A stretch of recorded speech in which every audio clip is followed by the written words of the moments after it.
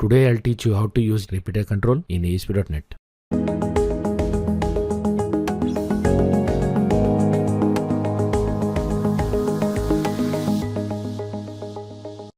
So let's start.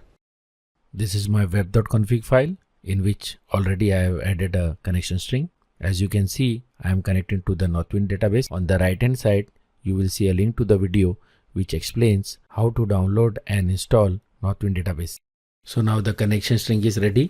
Let's move to the ASPX page. I'll start by adding a repeater control.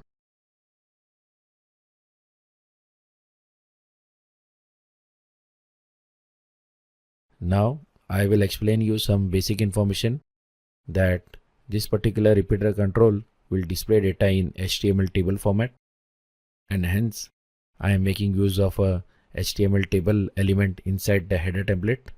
As you can see, I am making use of header template to define the columns for the HTML table. I would like to explain you that a repeater control consists of three elements: header template, and there is a item template, and there is a footer template. Header template, as the name suggests, remains on top.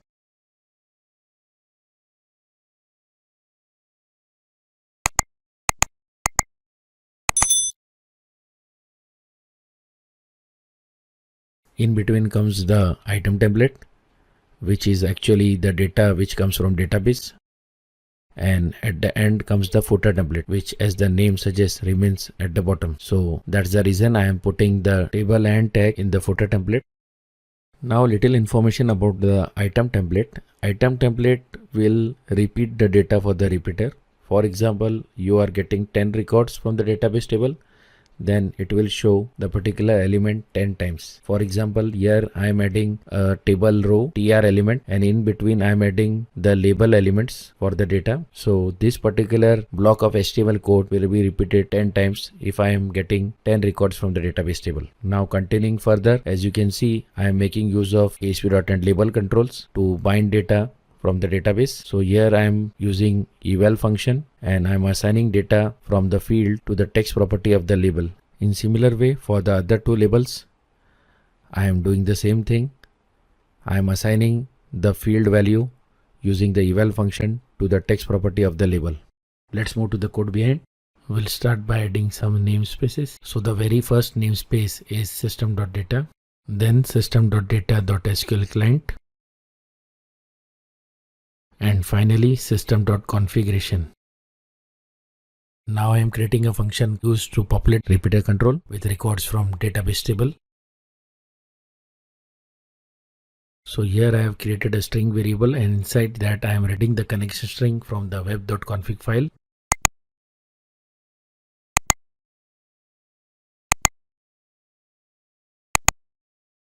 I have created an object of SQL connection class, and I have passed the connection string variable to it in the constructor.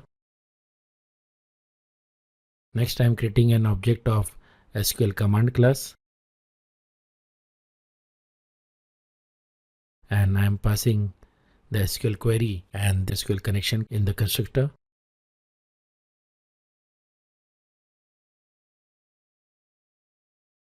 Now I am creating an object of SQL data adapter.